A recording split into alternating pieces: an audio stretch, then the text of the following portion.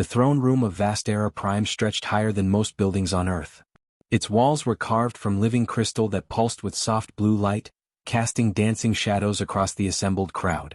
Representatives from over 100 worlds stood in neat rows, their forms ranging from towering reptilians to small floating orbs of pure energy.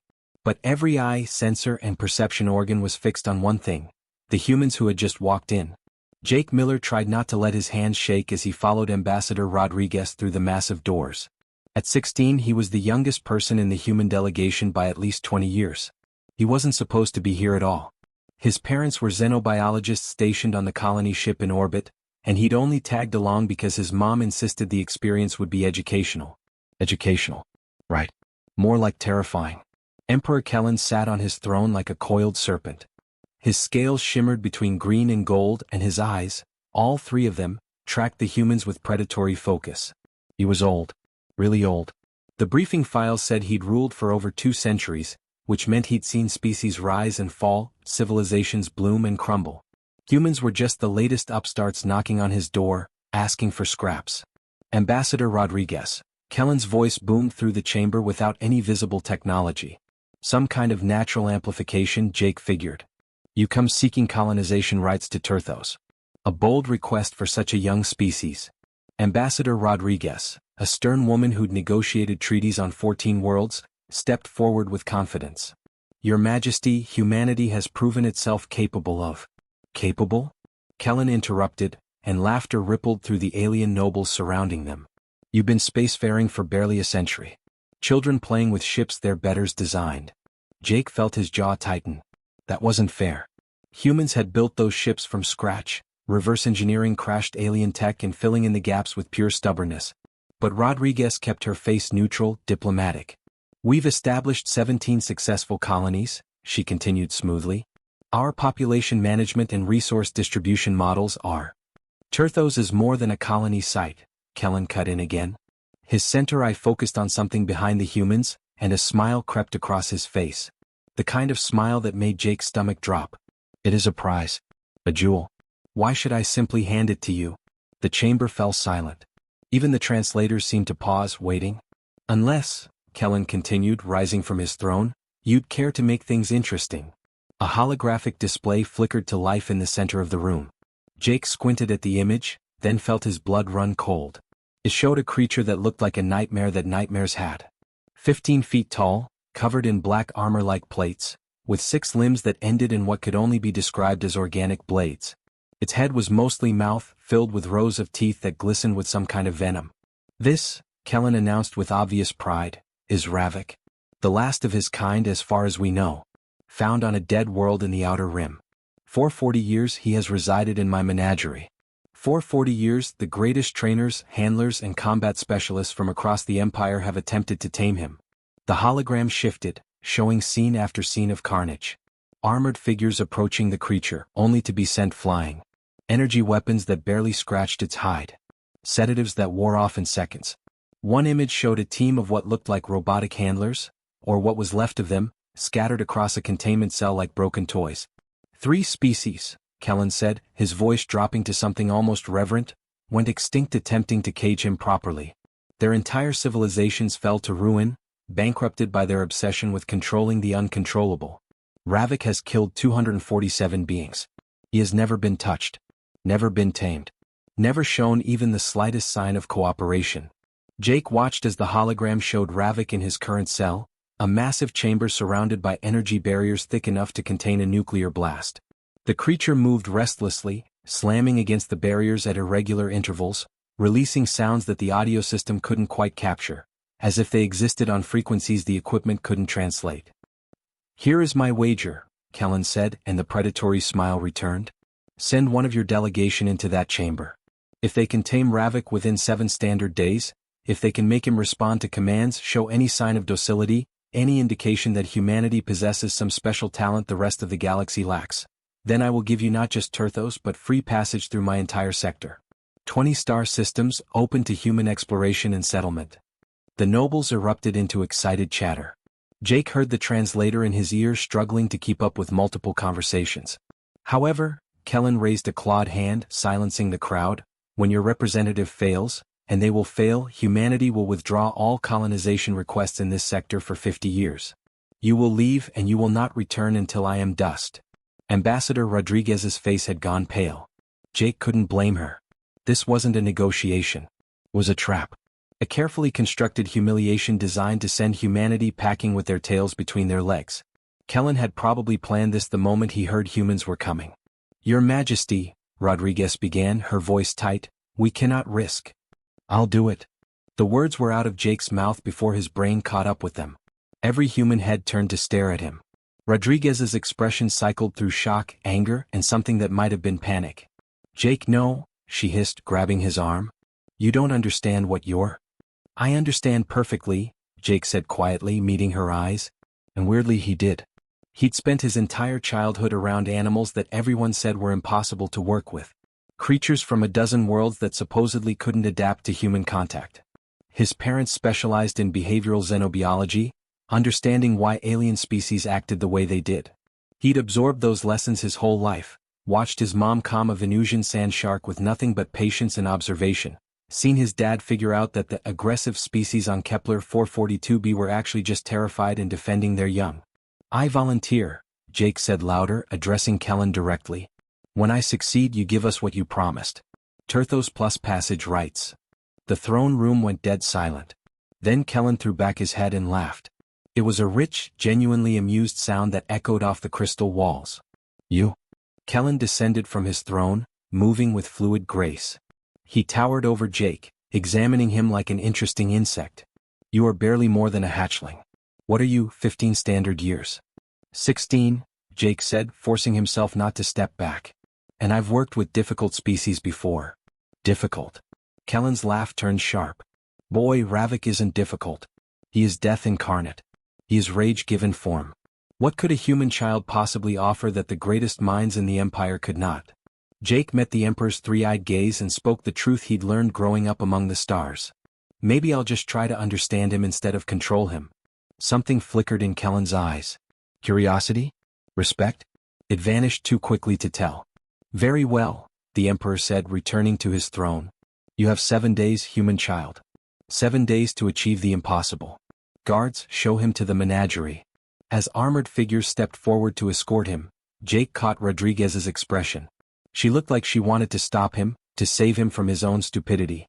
But she also looked like she knew it was too late. The wager was set. The clock was ticking. And somewhere in the depths of the palace, Ravik was waiting. The menagerie level smelled like a zoo, but worse. Much worse. Jake wrinkled his nose as the guards led him down corridor after corridor, past cells containing creatures he couldn't even begin to classify. Something with too many legs skittered against transparent aluminum walls. A blob of what looked like living shadow pulsed in rhythm with his heartbeat. In one cell, a creature that resembled a crystal tree hummed a note so low it made his teeth ache. But none of them were Ravik. They walked for what felt like miles, going deeper and deeper into the palace sublevels. The other cells gradually disappeared. The walls changed from decorated crystal to bare metal reinforced with materials Jake didn't recognize. The temperature dropped. And the sounds, the normal background noise of a living facility, faded to nothing. Silence. Complete and absolute. Then he heard it. A sound that made his skin crawl. Part roar, part shriek, part something else entirely. It echoed through the metal corridors and Jake felt it in his chest cavity, vibrating his ribs. That's him, one of the guards said unnecessarily. The alien scales had gone pale. We don't go further. Observation room is there. He pointed to a door. Don't be stupid enough to enter the containment level without authorization. The barriers will fry you before Ravik gets the chance. They left quickly, their footsteps fading back down the corridor. Jake stood alone in the hallway, feeling the weight of what he'd volunteered for settling on his shoulders like a physical thing. He stepped into the observation room. It was small, designed for maybe 3 or 4 watchers at a time. Banks of monitors covered one wall, showing different angles of the containment cell. Control panels he didn't understand lined another.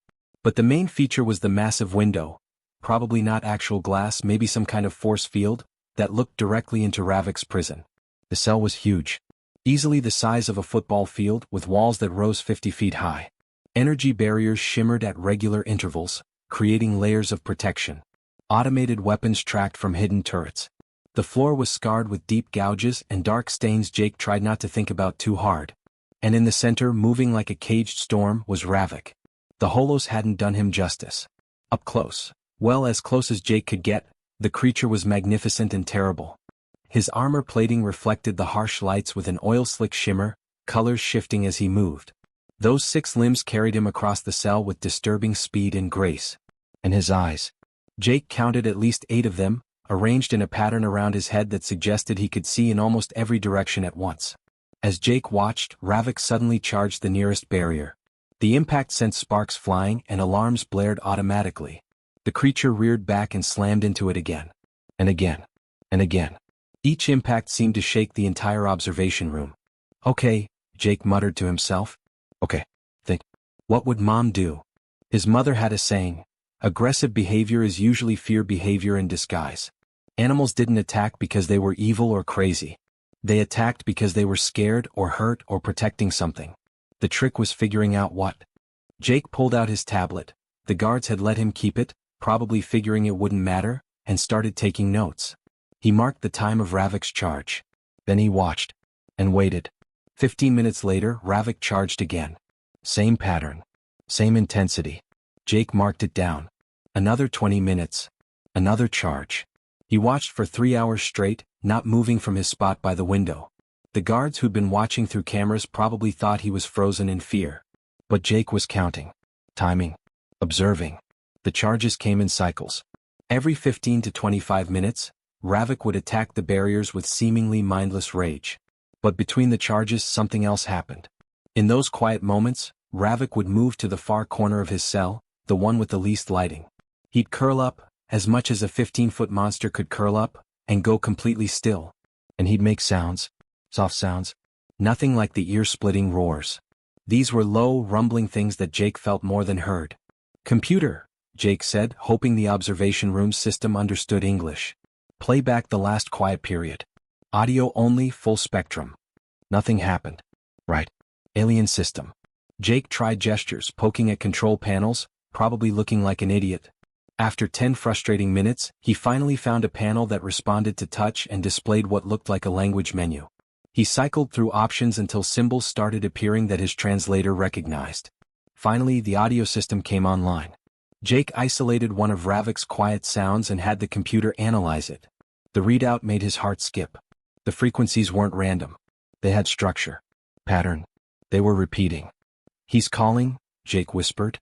You're calling, aren't you? He spent the rest of day 1 pulling every recording the system had of Ravik. Years of footage. Thousands of hours. He set the computer to scan for those quiet sounds and flag them. While it worked, he watched Ravik in real time, noting everything. The way he moved. Where he spent the most time. Which barriers he attacked most often. Always the ones facing the corridor, Jake noticed, the ones between him and any living thing that might pass by.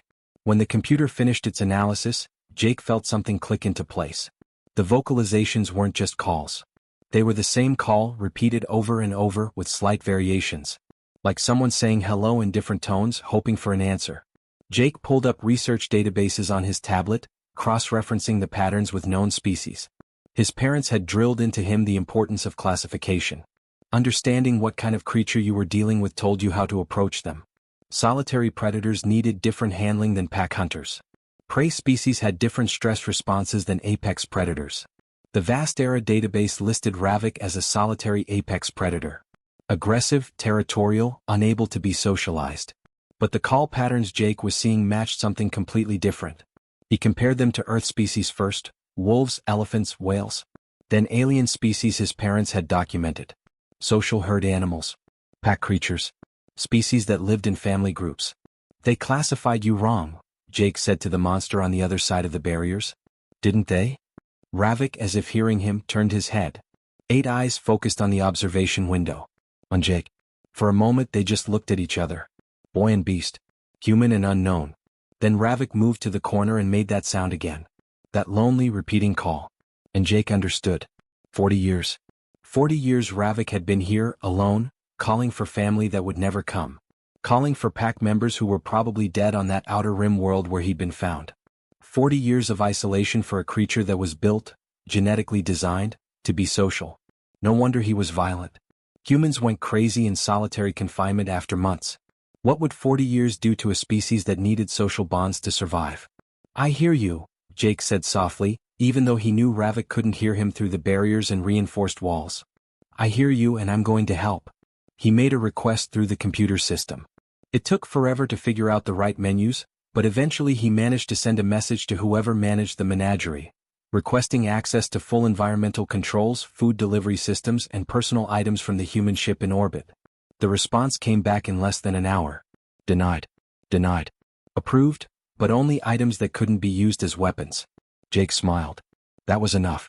He sent a list to his parents' ship, specific sound files from their xenobiology archives, a portable speaker, his old sleeping bag that smelled like home, protein bars, water bottles, and one more thing. A recording device. While he waited for the items to arrive, Jake did something that made the monitoring staff panic enough to send guards running.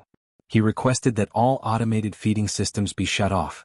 The head keeper, a nervous creature with 4 arms and moth-like antennae, arrived within minutes. That's impossible. Ravik needs sustenance. He'll be fine for one day, Jake said calmly.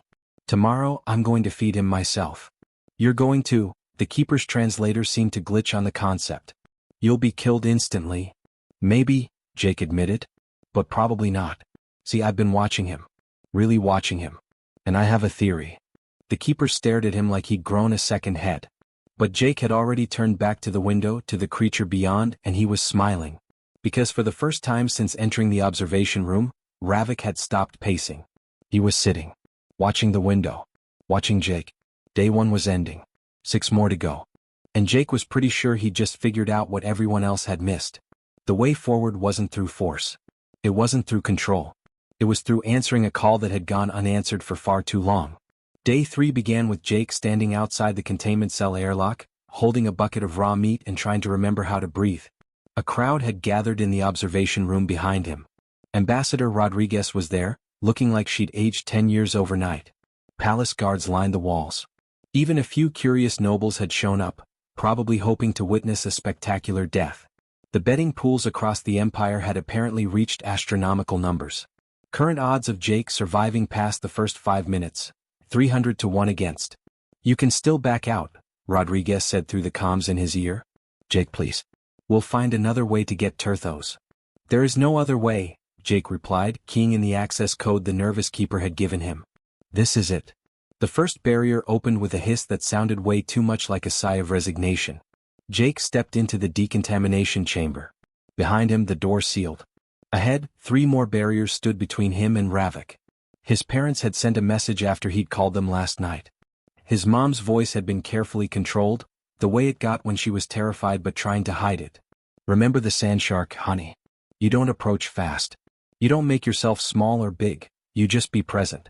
You exist in their space and you wait for them to choose to see you. His dad had been less philosophical. If that thing charges, drop the food and run like hell, Jake. No shame in running. The second barrier opened. Then the third. The fourth.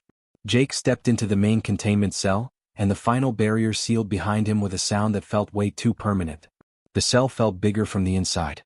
The ceiling stretched up into darkness that the lights couldn't quite reach.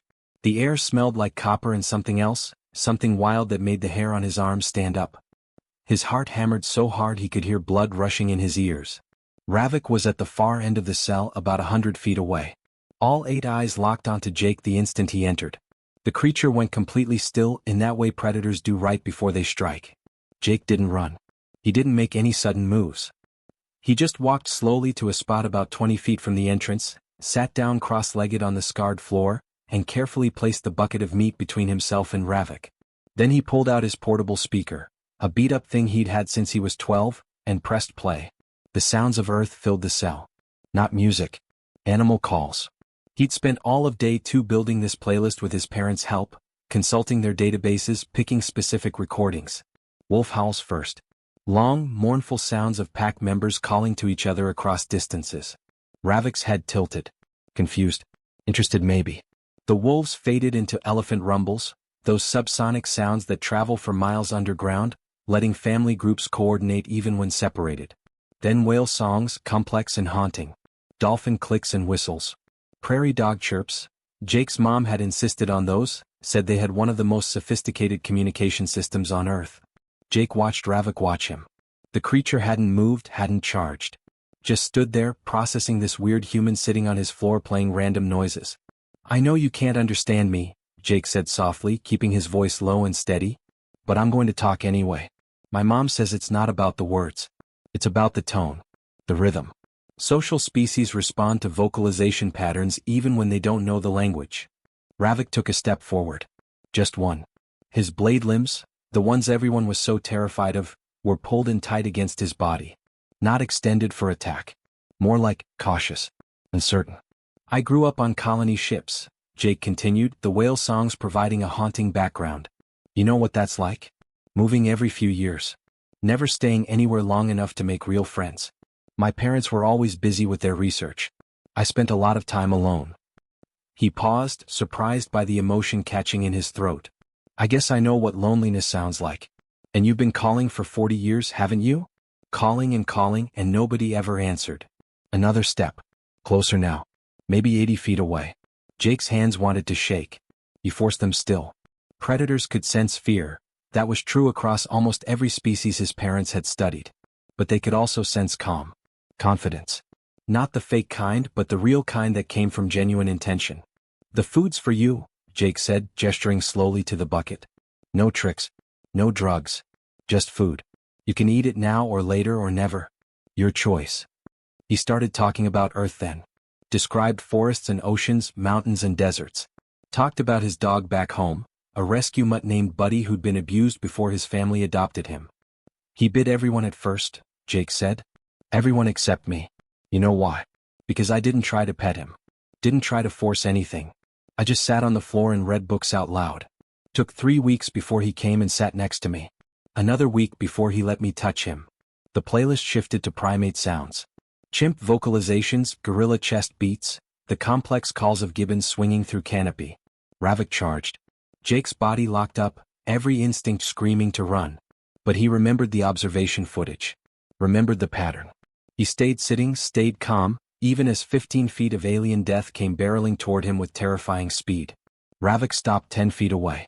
So close Jake could see his reflection in those armor plates. Could see the scarring underneath the plating, capture wounds, old injuries that had healed wrong. They stared at each other. Boy and beast. Both breathing hard. Then Ravik made a sound. Not a roar.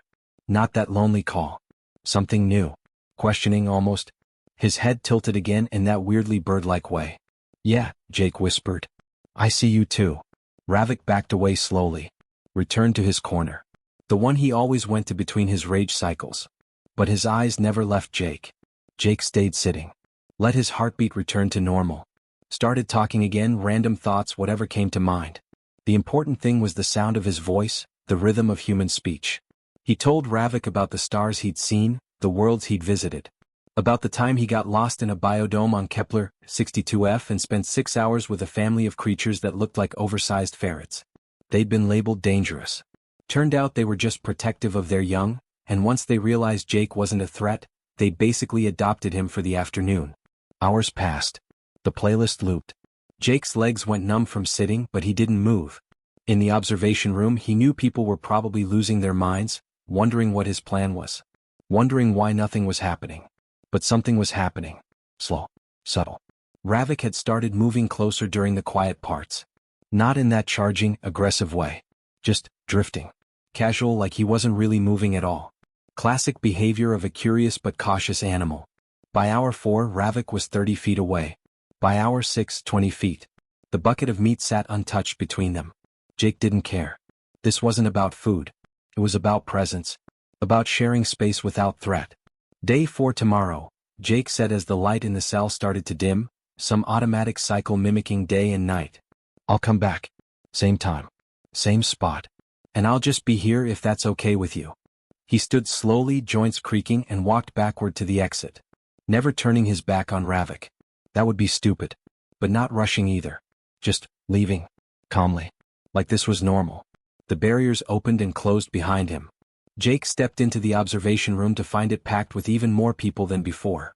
Rodriguez grabbed his shoulders, checking him over like she expected to find missing pieces.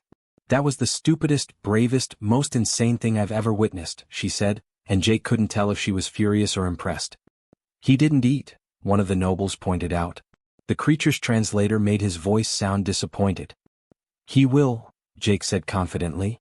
Tonight, when we're all gone and he feels safe. Check the footage tomorrow. You'll see. Day 4 was almost identical. Jake sat. Played sounds. Talked. Ravik watched, circled, came closer. The meat disappeared overnight. Jake had been right about that, so he brought more. Still didn't try to approach.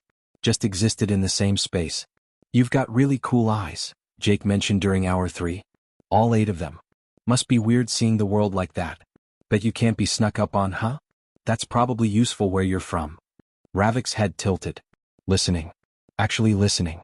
Day 5 brought change. Jake sat in his usual spot, started his usual routine. But this time, during a quiet moment between animal sounds, Ravik made that call. That lonely, repeating call Jake had first heard on day 1. Jake's mom had sent him a file overnight. Sound analysis software, the kind xenobiologists used.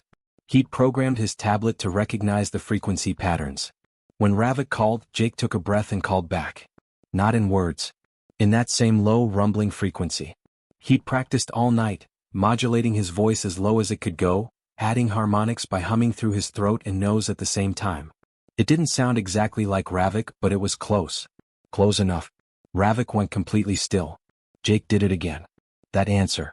That acknowledgement. I hear you, translated into a language that wasn't words but something deeper. Ravik approached. Not charging. Not cautious anymore. Just walking. He stopped 5 feet away, towering over Jake, close enough that Jake could feel heat radiating from his body. And Ravik made that sound again. Softer this time. Almost gentle. Jake responded. They stood there, sat and stood, calling and answering.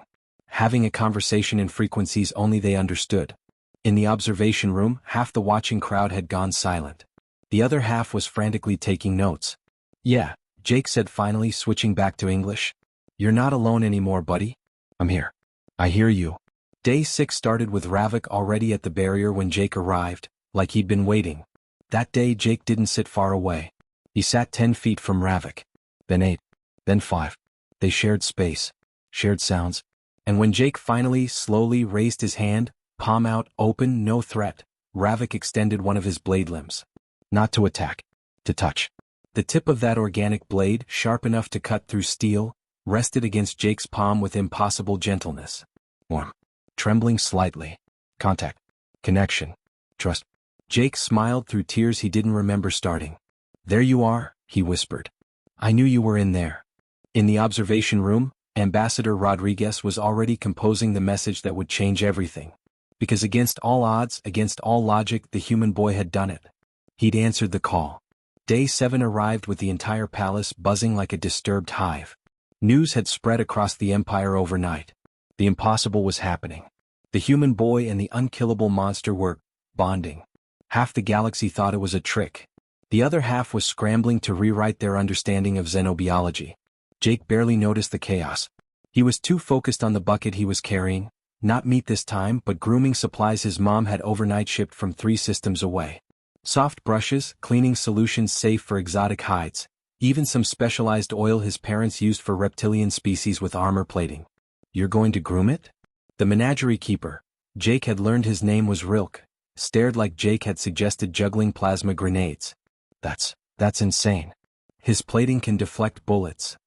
The plating has gaps, Jake said patiently, pulling up the close-up photos he'd taken yesterday on his tablet. See? Between the plates. That softer hide. Probably itches like crazy and he can't reach it himself. Look at these scarring patterns. Parasites maybe? Or just built-up dead skin from 40 years without proper grooming. Rilke's antennae twitched, his species' version of a nervous laugh.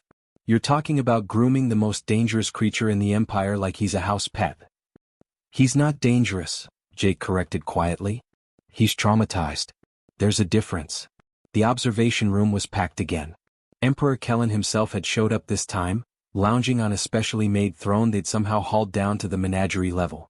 His 3 eyes watched Jake with an expression that might have been respect. Or maybe just curiosity about how exactly the boy would die. Jake entered the cell like he had for the past 4 days. But this time, Ravik was right there waiting just on the other side of the barrier.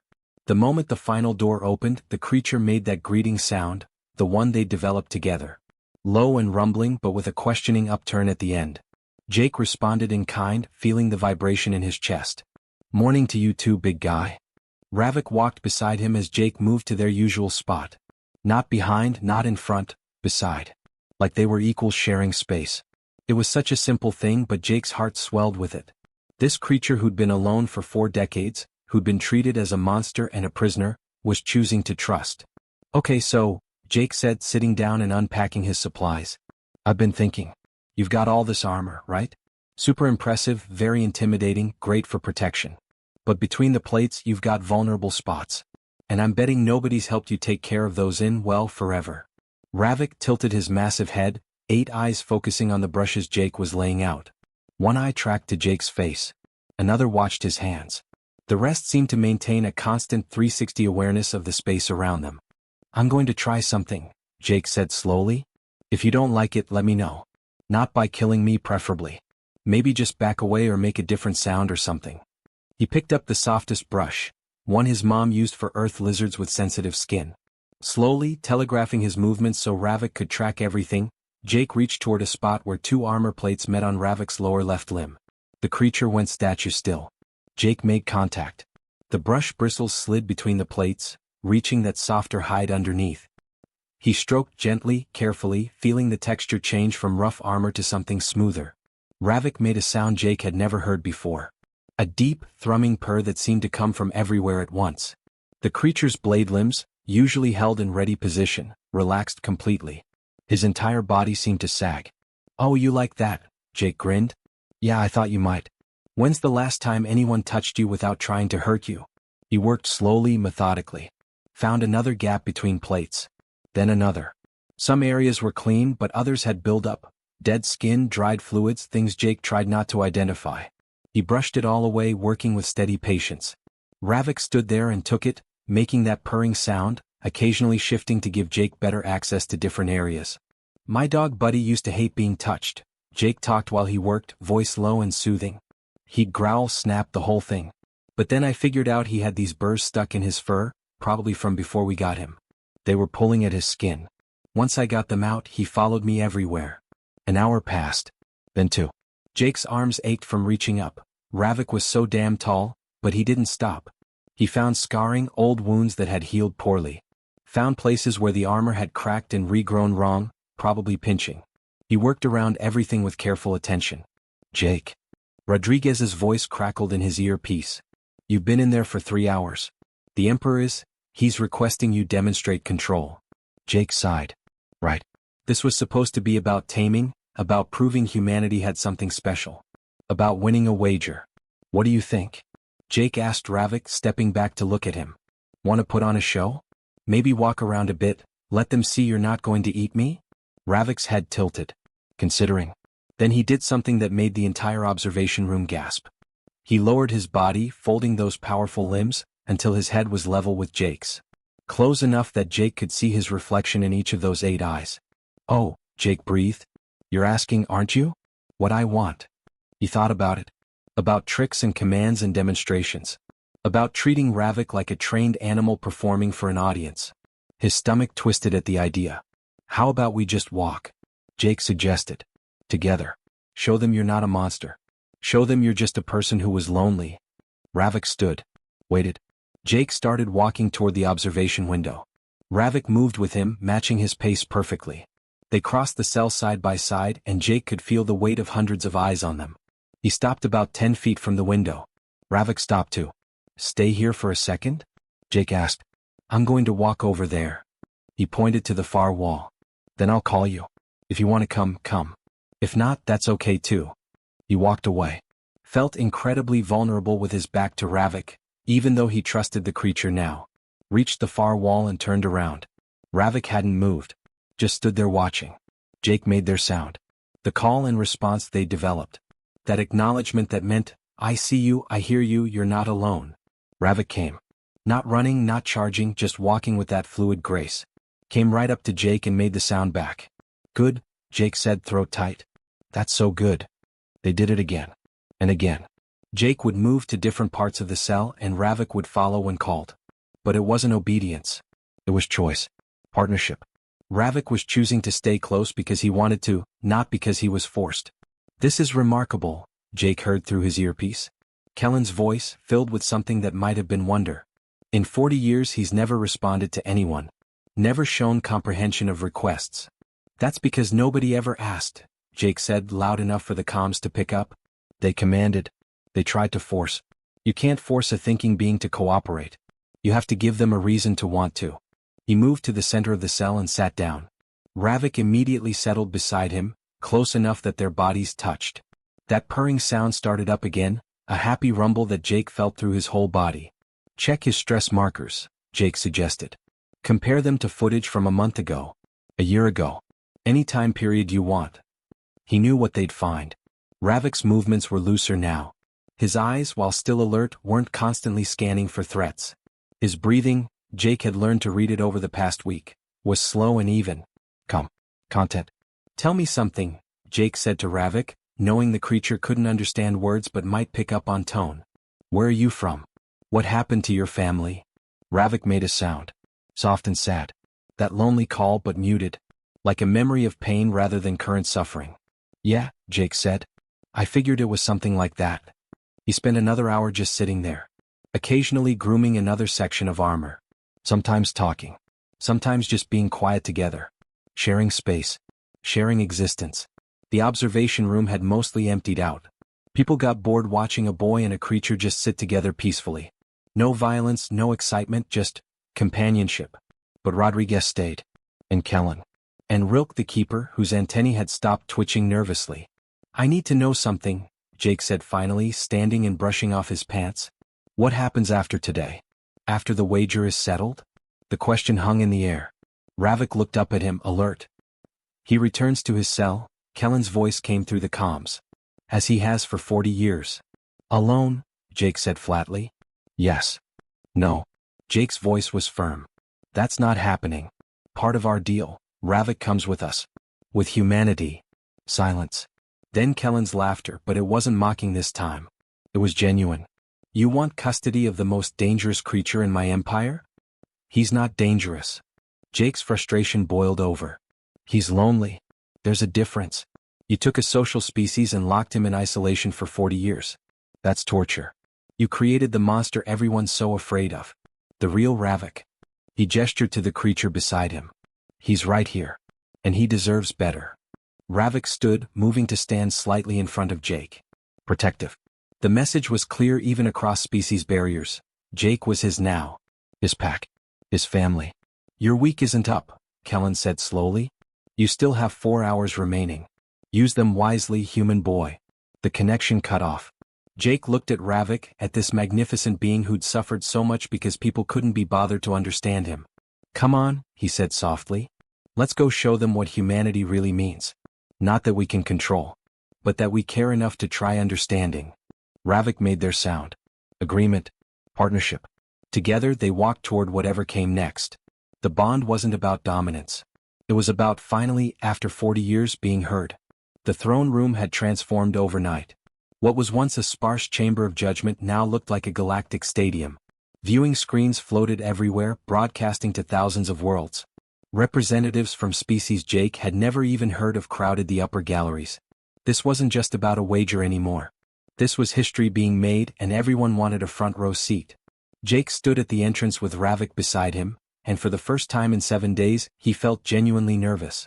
Not about Ravik, never about Ravik, but about what came next. About the words he needed to say and whether anyone would listen. "You ready?" he whispered to Ravik. The creature made their sound. That low rumble that meant understanding, companionship, trust. One of his blade limbs rested gently against Jake's shoulder. Protective but not possessive. A friend standing beside a friend. "Then let's go change some minds." The massive doors opened and they walked in together. The reaction was instantaneous. Gasps, shrieks. Several smaller species scrambled backward. Guards reached for weapons they weren't allowed to draw in the Emperor's presence. But Ravik didn't react to any of it. He just walked calmly beside Jake, head high, moving with quiet dignity. Emperor Kellen sat on his throne, and for the first time since Jake had met him, the ruler's expression wasn't smug or amused. He looked genuinely unsettled. "So the rumors are true," Kellen said, his voice carrying across the silent chamber. The boy has tamed the untamable. No, Jake said firmly, his voice amplified by the room's systems. I didn't tame anything. That's the whole point. He stopped in the center of the room, exactly where he'd stood 7 days ago when this all began. Ravik settled beside him, sitting back on his haunches in a way that made him slightly less towering but no less impressive. Your Majesty, you see a predator that's been controlled, Jake continued, choosing his words carefully. But I see a person who was dying of loneliness and is finally being heard. There's a massive difference, and that difference is what I need to talk about. Kellen leaned forward, 3 eyes narrowing. Speak then, human boy. You've earned that much. Jake pulled out his tablet, and his hands were shaking now, but not from fear. From anger.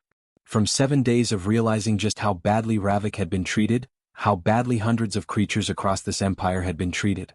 I spent this week doing research, Jake began, projecting his data onto the main viewing screens. Your scientists classified Ravik as a solitary apex predator. Territorial. Aggressive. Impossible to socialize.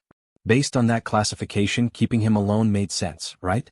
Solitary predators don't need company. Images appeared on the screens. Scientific documents. Classification reports. All stamped with official imperial seals. Except your scientists were completely wrong. Jake's voice grew stronger. Ravik isn't from a solitary species. He's from a herd species. Social pack bonds are literally coded into his DNA. You want to know how I figured this out in one day when your experts had 40 years? He pulled up the audio files. Ravik's calls, analyzed and compared against thousands of known species.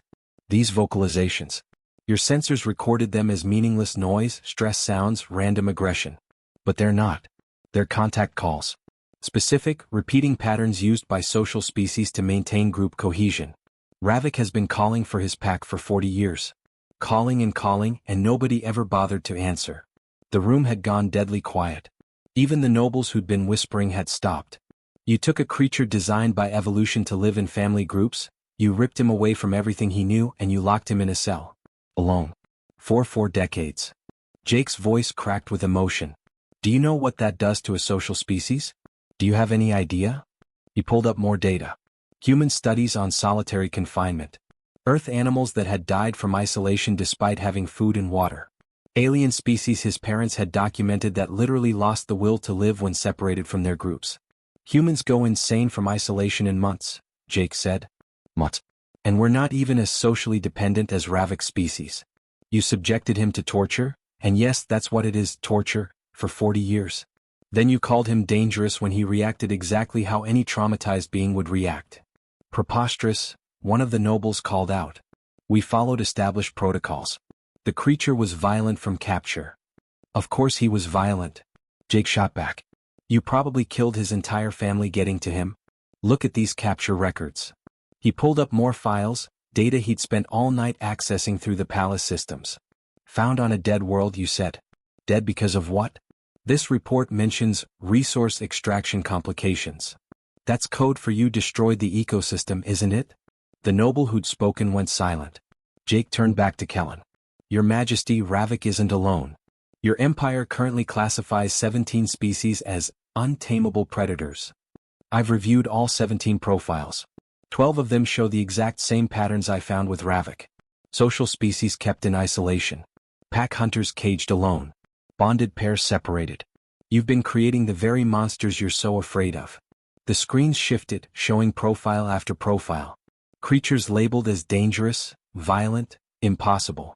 And beside each one, Jake had placed corrected classifications based on behavioral analysis.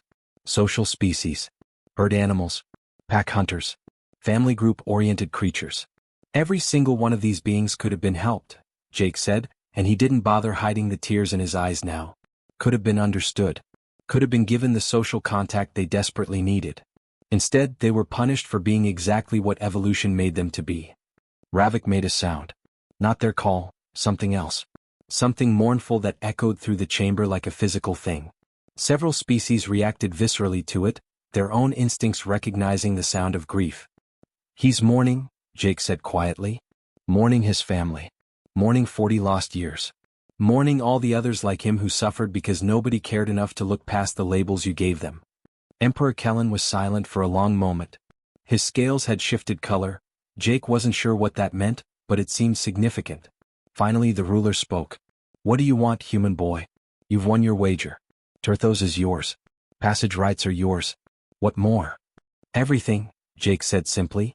I want custody of all 17 creatures. I want them transferred to human care immediately. And I want access to your capture records for every species you've classified as dangerous. Because I'm betting there are more you haven't found yet. More beings suffering because your scientists can't be bothered to do their jobs properly. Impossible. Several voices shouted at once. Those creatures are Imperial property. The security risks alone. This is absurd. But Kellen raised a hand and silence fell. And what will humanity do with these untamable creatures? Rehabilitate them, Jake said. Study their actual needs, not your assumptions. Find out where they're really from and what they really need to thrive. Then give them a choice. They can return to their home worlds if any still exist. Or they can join our colonies as equals. As citizens. As people. You would give citizenship to monsters? A noble asked, incredulous. Jake looked at Ravik, who looked back with those 8 intelligent eyes. There are no monsters, he said firmly. Only beings we've failed to understand. Humanity learned that lesson on Earth over centuries. We made mistakes, terrible ones. Drove species to extinction because we didn't understand them. Killed animals we were afraid of instead of trying to coexist. But we learned. We grew. And now we're offering that growth to the galaxy. He turned back to Kellen. You said Ravik killed 247 beings? You know how many people he's hurt in the past 7 days while I've been working with him? 0. Not 1. Because I treated him like a person instead of a thing. Imagine what we could accomplish if we did that for all of them. The Emperor stood, descended from his throne, walked across the chamber floor until he was standing directly in front of Jake and Ravik. This close, Kellen was even more impressive, ancient, powerful, carrying the weight of 2 centuries of rule. You shame us, Kellen said quietly. A child of a species barely off their home world, and you shame an empire thousands of years old. Jake met his gaze. I'm not trying to shame anyone. I'm trying to help. That's what humans do. We see suffering and we want to fix it. Sometimes we're stupid about it. Sometimes we mess up. But we try. We always try. Ravik leaned forward, bringing his head close to Kellen. The Emperor tensed but didn't back away. Ravik made a sound, soft, questioning. Not threatening. Almost forgiving? Kellen stared at the creature for a long moment. Then, impossibly, he reached out and touched one of Ravik's armor plates. Gentle. Respectful. The wager is honored, Kellen announced, his voice carrying to every corner of the chamber and every world watching. Turthos is yours. Passage rights are yours. And custody of all 17 classified untamables is yours. On one condition. What condition? Jake asked. That you teach us, Kellen said simply. Send your xenobiologists, your behavioral specialists. Share your methods. Help us rebuild what we've broken through ignorance. He looked at the assembled nobles, at the representatives from 1,000 worlds. Let this day mark the end of our arrogance. We have much to learn from humanity. From their compassion. From their willingness to listen when we only knew how to command. The throne room erupted. Some in applause. Some in outrage. Some in confusion. But Jake barely heard any of it. He was too busy hugging Ravik's massive neck, feeling the creature's purring vibration, knowing that somewhere out there 16 other beings were about to get the chance Ravik had gotten. The chance to be seen. To be heard. To be understood. Come on, buddy, Jake whispered. Let's go home. As they left the throne room together, Jake's tablet lit up with messages. His parents crying and laughing and proud. Rodriguez already making arrangements. Scientists from 12 human colonies, volunteering for the rehabilitation project. And one message from Emperor Kellen himself. In our archives, we have records of a world in the Outer Rim. Coordinates attached. It may be where Ravik's people originated. Perhaps he'd like to know if any of his kind survived. Jake stopped walking. Showed the message to Ravik, even though the creature couldn't read. But Ravik made their sound. That call and response. Hope maybe. Possibility. Yeah, Jake said, smiling through tears. Let's find out together. Behind them, the galaxy began to change. Not overnight. Not easily. But genuinely. Because one boy had answered a call that went unanswered for 40 years. And in doing so, taught the stars what it really meant to be human.